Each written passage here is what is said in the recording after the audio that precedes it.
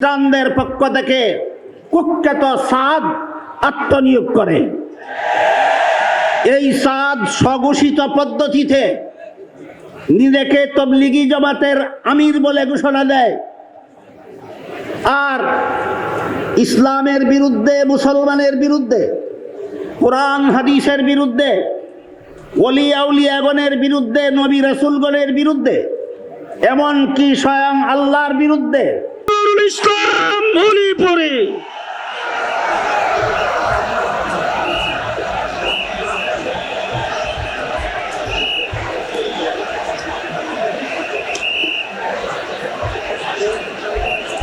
نحمده ونصلي على رسوله الكريم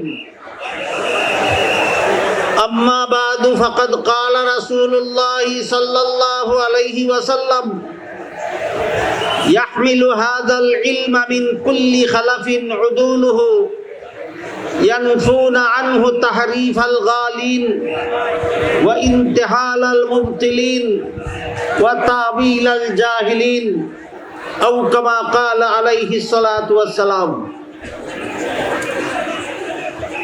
অধ্যকার মহাসম্মেলনের শ্রদ্ধেয় সভাপতি, জাতির দিশারি হযরত উলামায়ে কেরাম, দাওয়াত তবলীগের সাথী ও সর্বস্তরের মুসলমান ভাইয়েরা, আমাদের ভারত উপমহাদেশে খ্রিস্টীয় 17 শতাব্দীর শেষ নাগাদ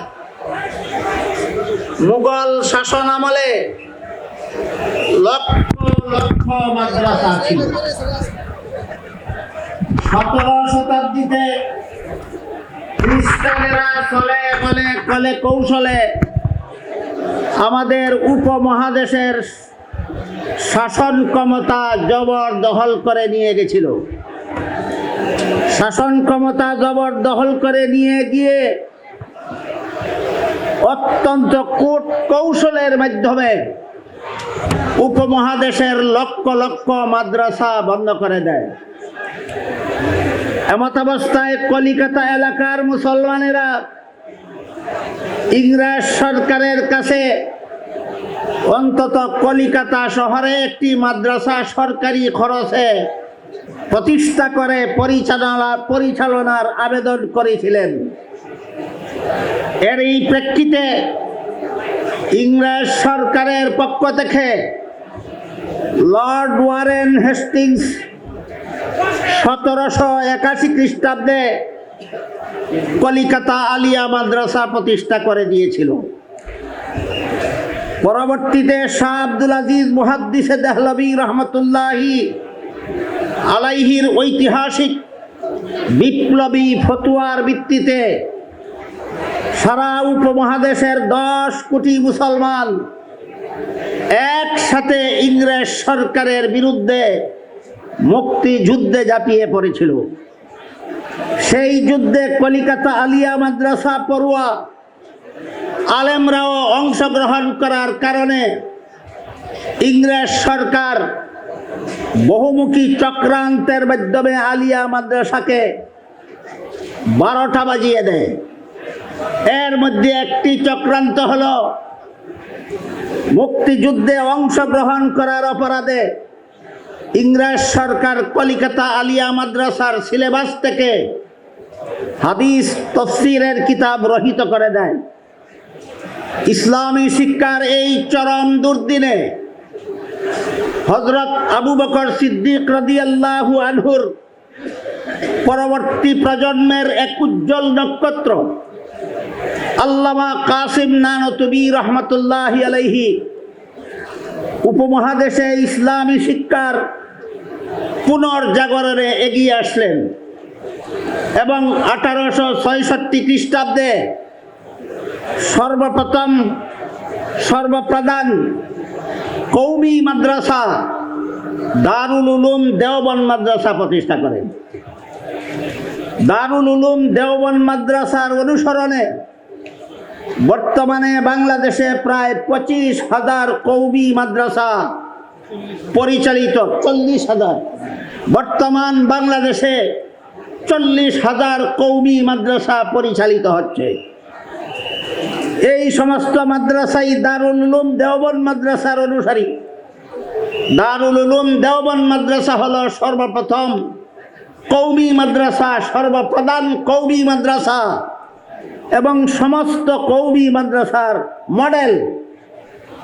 এই সমস্ত কওমি মাদ্রাসা জাতীয় এবং আন্তর্জাতিক পর্যায়ে যত অবদান রেখেছে, এর মধ্যে একটা উল্লেখযোগ্য অবদান হলো দারুল উলুম দেওবন্দ মাদ্রাসার শিক্ষাপ্রাপ্ত উজ্জ্বল নক্ষত্র হযরত আল্লামা ইলিয়াস রহমতুল্লাহি আলাইহি বিশ্বজুড়া তবলিগি জামাতের ব্যবস্থা করেছেন।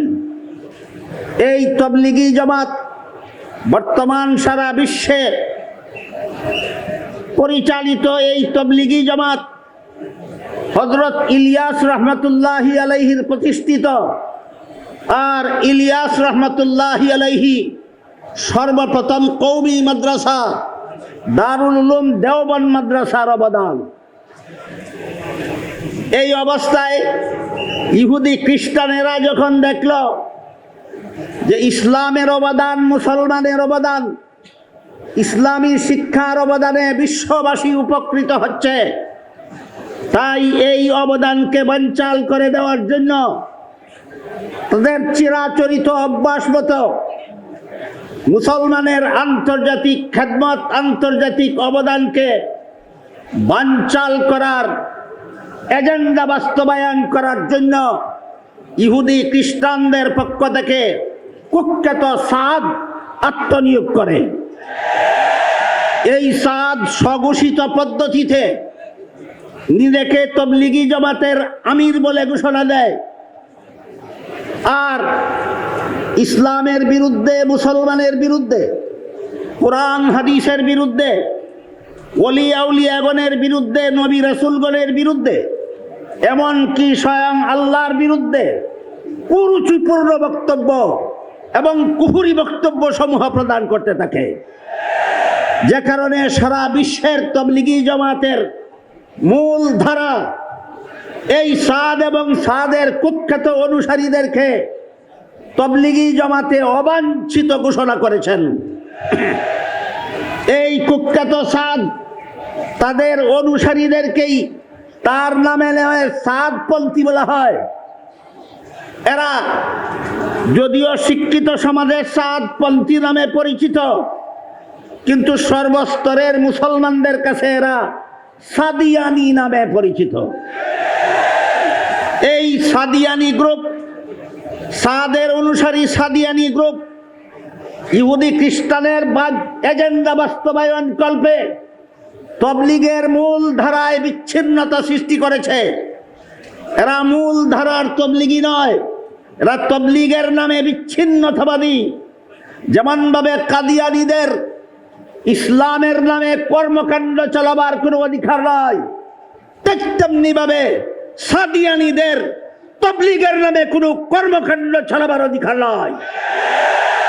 আমি এই মহাসম্মেলনের পক্ষ থেকে বর্তমান অন্তর্বর্তীকালীন সরকারের কাছে আবেদন রাখতে চাই, বাংলাদেশে কাদিয়ানীদেরকে যেভাবে ইসলামের নামে কর্মকাণ্ড চালানোর পর নিষিদ্ধতা আরোপ করতে হবে, ঠিক তেমনিভাবে বাংলাদেশে তবলিগের নামে সাদিয়ানীদের সকল প্রকার কর্মকাণ্ডকে নিষিদ্ধ ঘোষণা করতে হবে।